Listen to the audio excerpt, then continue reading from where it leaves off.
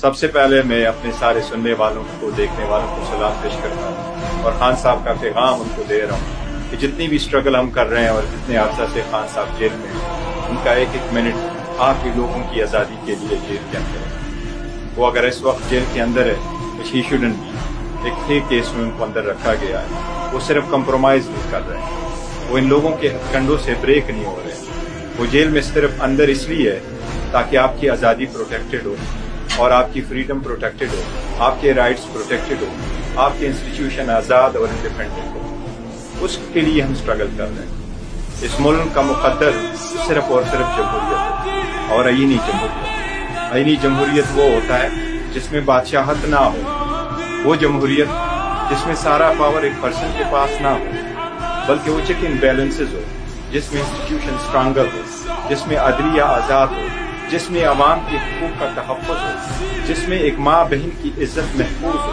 जिसमें एक छोटी बच्ची की जान महफूज हो, एक छोटी बच्ची की और बच्चियों की आबरू महफूज हो।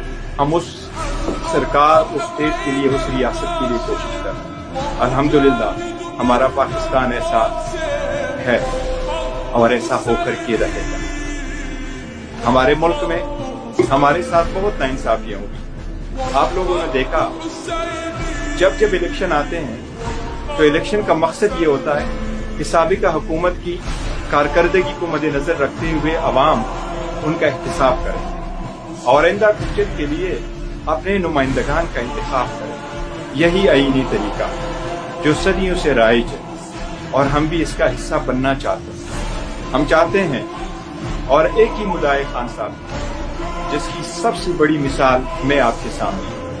उनके खानदान ने पसंद भी नहीं किया, लेकिन किसी ये सुबहदा उसके खानदान में नहीं किया और उसने एक आम वर्कर को चेयरमैन बना के मिसाल कायम कर दी। इसी को जमहूरियत कहते हैं। इस जमहूरियत का सबसे बड़ा आंसर होता है जब आप इलेक्शन में पार्टिसिपेट करते हैं। हमने कभी भी मुतालबा नहीं किया कि हमें कोई फेवरेटिज्म दी जाए, हमारे साथ बेहतर सलूक किया जाए।